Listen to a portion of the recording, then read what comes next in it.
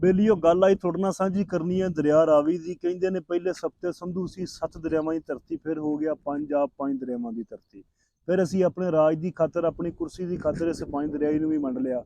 ਕਹਿੰਦੇ ਨੇ ਵੰਡ ਹੋਈ ਸੀ ਦੋ ਕੌਮੀ ਨਜ਼ਰੀਏ ਤੇ ਕਿ ਹਿੰਦੂ ਮੁਸਲਿਮ ਦੋ ਅਲੱਗ ਕੌਮਾਂ ਨੇ ਇਕੱਠੀਆਂ ਨਹੀਂ ਰਹਿ ਸਕਦੀਆਂ, ਵੰਡ ਕੇ ਦੋ ਅਲੱਗ ਮੁਲਕ ਬਣਾ ਦਿਓ। ਅਗਰ ਵੰਡ ਦੋ ਕੌਮੀ ਨਜ਼ਰੀਏ ਤੇ ਹੋਈ ਸੀ, ਫਿਰ ਸਿੰਧ ਦੇ ਵਿੱਚ ਬੈਠਾ ਹਿੰਦੂ ਉੱਠ ਕੇ ਹਿੰਦੁਸਤਾਨ ਕਿਉਂ ਨਾ ਗਿਆ? ਫਿਰ UP CP ਦੇ ਵਿੱਚ ਬੈਠਾ ਮੁਸਲਮਾਨ ਉੱਠ ਕੇ ਪਾਕਿਸਤਾਨ ਕਿਉਂ ਨਾ ਆਇਆ? ਫਿਰ KPK ਦੇ ਵਿੱਚ ਬੈਠਾ ਸਰਦਾਰ ਉੱਠ ਕੇ ਇੰਡੀਆ ਕਿਉਂ ਨਾ ਗਿਆ? ਫਿਰ ਕੇਰਲਾ ਦੇ ਵਿੱਚ ਬੈਠਾ ਮੁਸਲਮਾਨ ਉੱਠ ਕੇ ਪਾਕਿਸਤਾਨ ਕਿਉਂ ਨਾ ਆਇਆ? ਬੇਸਿਕਲੀ ਵੰਡ ਦੋ ਕੌਮੀ ਨਜ਼ਰੀਆ ਨਹੀਂ ਸੀ।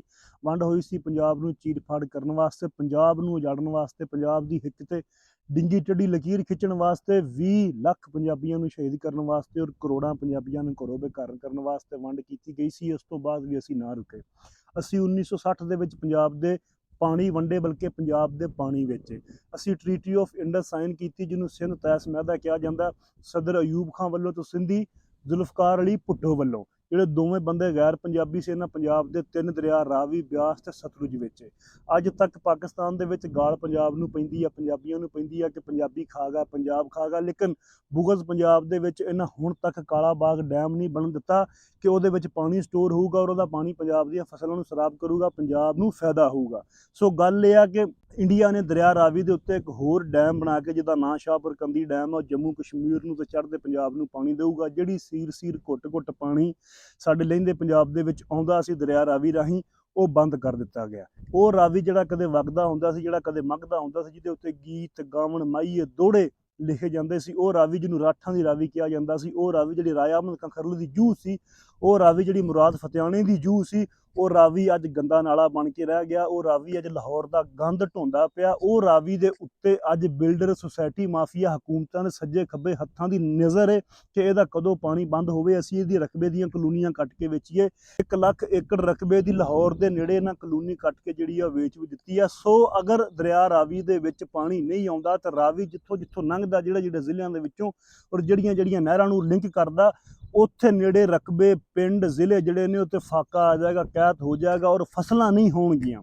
ਔਰ ਇਹ ਲੋਕ ਦਰਿਆ ਰਾਵੀ ਨੂੰ ਕੰਕਰੀਟ ਦਾ ਦਰਿਆ ਬਣਾ ਕੇ ਵੇਚ ਦੇਣਗੇ। ਪੰਜਾਬ ਦੇ ਉੱਤੇ ਜਿਹੜਾ ਕੰਕਰੀਟ ਦਾ ਹਮਲਾ, ਇਸ ਤੋਂ ਪਹਿਲੇ ਜਿਹੜੀਆਂ ਸਰਖੇਜ਼ ਜ਼ਮੀਨਾਂ ਤੇ ਕਲੋਨੀਆਂ ਕੱਟੀਆਂ ਜਾ ਰਹੀਆਂ ਨੇ, ਇਸ ਤੋਂ ਪਹਿਲੇ ਜਿਹੜੇ ਹਮਲੇ ਹੋਏ ਨੇ ਉਹ ਗਜ਼ਨੀ ਨੇ ਕੀਤਾ, ਅਬਦਾਲੀ ਨੇ ਕੀਤਾ, ਗੌਰੀ ਨੇ ਕੀਤਾ, ਜਾਂ ਟੈਗੋਰਿਆਂ ਨੇ ਕੀਤਾ, ਮੁਗਲਾਂ ਨੇ ਕੀਤਾ।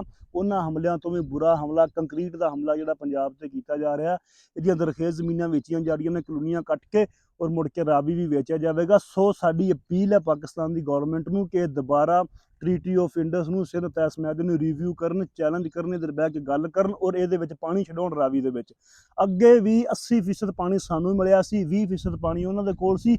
ਲੇਕਿਨ ਜਿਹੜਾ 20% ਉਹਨਾਂ ਦੇ ਕੋਲੇ ਬਾਕੀ 3 ਦਰਿਆ ਬਚਦੇ ਨੇ, ਜੇਹਲਮ ਹੈ, ਚਨਾਬ ਹੈ ਜਾਂ ਇੰਡਸ ਹੈ, ਉਹਦੇ ਉੱਤੇ ਉਹ ਆਪਣਾ ਬਿਜਲੀ ਵਾਸਤੇ ਪ੍ਰੋਜੈਕਟ ਲਾ ਸਕਦੇ ਨੇ, ਉਹ ਖੇਤੀ ਵਾਸਤੇ ਪਾਣੀ ਉਹਦੇ ਵਿੱਚੋਂ ਲੈ ਸਕਦੇ ਨੇ। ਅਗਰ ਇੰਡੀਆ ਅੱਜ ਉਹਦੇ ਵਿੱਚੋਂ 4 ਤੋਂ 5 ਨਹਿਰਾਂ ਕੱਢ ਲਵੇ ਇੱਕ ਦਰਿਆ ਦੇ ਵਿੱਚੋਂ, ਸਾਡੇ ਕੋਲ ਤਾਂ ਫਿਰ ਵੀ ਕੁਛ ਨਹੀਂ ਆਉਣਾ, ਕਿਉਂਕਿ ਆਪੈਸ਼ੀ ਵਾਸਤੇ ਮੁਆਹਦੇ ਵਿੱਚ ਸਾਈਨ ਹੈ ਕਿ ਉਹ ਆਪਣਾ ਪਾਣੀ ਵਰਤ ਸਕਦੇ ਨੇ।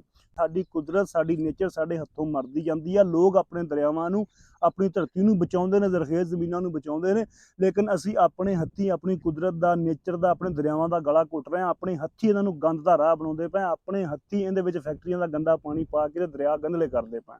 ਸੋ ਮਿਹਰਬਾਨੀ ਕਰਕੇ ਗੌਰਮੈਂਟ ਜਿਹੜੀ ਹੈ ਇਹਦੇ ਤੇ ਨਜ਼ਰ ਕਰੇ ਔਰ ਰਿਵਿਊ ਕਰੇ ਫੈਸਲਾ।